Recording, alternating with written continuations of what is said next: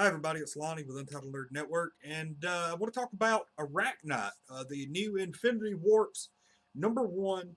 So what has happened is Gamora, under the name of Requiem, has killed Thanos, spoiler alert, and has taken all the Infinity Stones, now has the Infinity Gauntlet, and when she does the finger snap, instead of wiping out half of life, she actually combines everyone, two into one. So various people over the course of the entire Marvel universe, two people become one. So we end up with half the people, but no death. So, but anyway, it seems to be screwing some things up, as evidenced in the actual Infinity War series and the Infinity Wars Sleepwalker series, which I just recently did a review on. But this particular one, this is almost like standalone. This is in the vein of like Soldier Supreme, Iron Hammer, different ones like that. This is actually a warp series that really doesn't, it really doesn't tackle the people have been combined, head on, like there's no solution to the problem. This is just kind of like a standalone story to show how the character got there. It almost reminds me of the Amalgam series that they put out that combined Marvel and DC characters. This is a very similar thing. And but this particular book is so far, I think, one of the best ones that have come out of the Infinity Warp series. Definitely better than like the Iron Hammer and possibly even better than the Soldier Supreme one. But this particular one, you actually do have Peter, who I think has a different last name, but he was with his. It's actually, this doesn't have as much of a, I guess, an emotional undertone to it.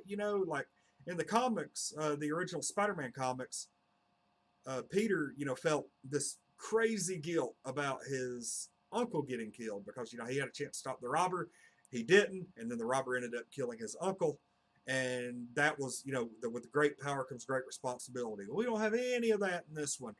And this one, Peter, as a kid, like we're talking like maybe 8, 9 years old, is with his aunt and uncle, and he wants to go through the park and basically talks them into it.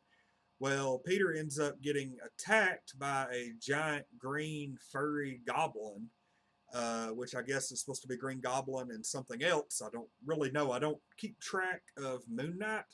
I just know the Spider-Man parts of this. And so it ends up attacking Peter, almost killing him, ends up killing his Uncle Ben, and I guess his aunt is still alive. Maybe? I don't think they ever really addressed that. She may still be alive. She may have gotten killed. But I know his uncle was dead. And so while he's laying there bleeding out, his jugular's torn and everything, a spider bites him and not only gives him powers, but also infuses him with like a couple of other personalities. And he has all these personalities that take over at certain times to help him fight, things like that. Well, over the course of the next few years, he goes through all these psychologists. He ends up, he's still friends with Harry, who I think has a different name. He's not Osborn, but they end up going together and making this multi-billion-dollar technology company, kind of like what happens in the Spider-Man books.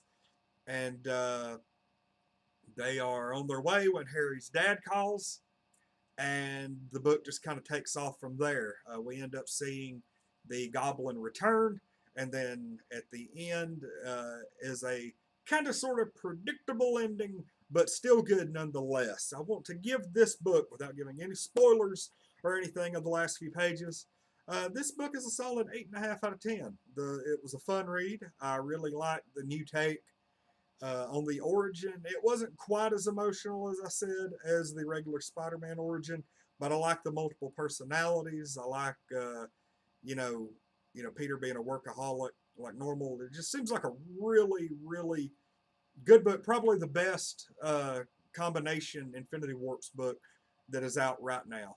So check it out. Available at Infinity Flux in Hickson, Tennessee, or wherever comics are sold if you're not local to Chattanooga. I'm Lonnie with Untitled Nerd Network, brought to you by Infinity Flux, your local satanist out of Chattanooga, Tennessee. Thanks for watching this review on Infinity Warps Arach-Knight #1.